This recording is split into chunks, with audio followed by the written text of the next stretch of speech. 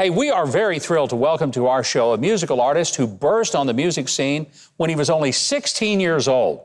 I mean, he had a huge smash hit that many of us remember. Pretty unforgettable song.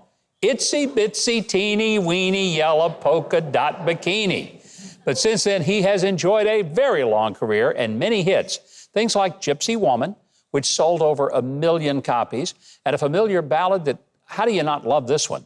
Sealed with a Kiss. Would you please give a warm welcome to the one and only Brian Hyland.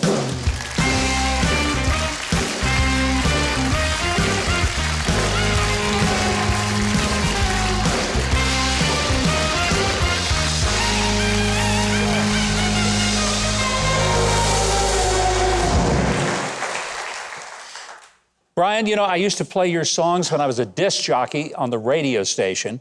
You know, if it hadn't been for guys like you making music, I don't know, maybe I wouldn't have had a job. So thank you.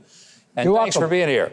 You're welcome. What is the background of the song Sealed with a Kiss? Because there's always interesting little twists behind the music. I recently reconnected with the lyricist on Sealed with a Kiss named Peter Udell. And he told me the story that there was the other writer that wrote the melodies, Gary.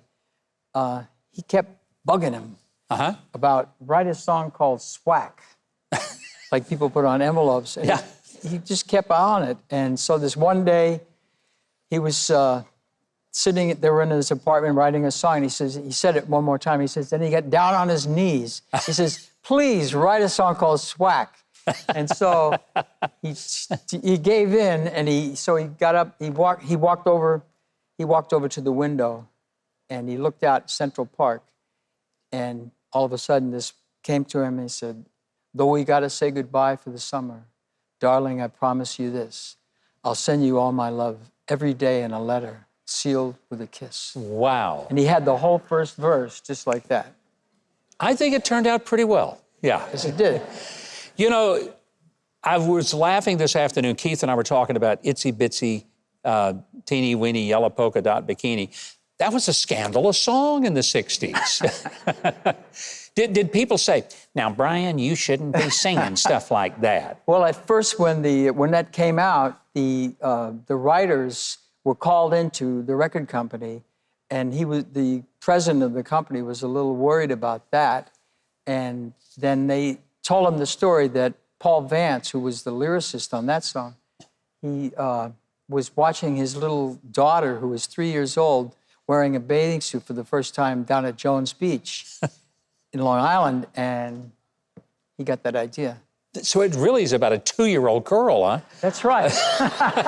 No one ever knew that before, no. I can tell you. No. You know, it's funny because, and one of the things we were laughing about was that the bikini of that era, the one that sort of went along with it, is now way more modest than what most girls would wear at a church camp swimming pool.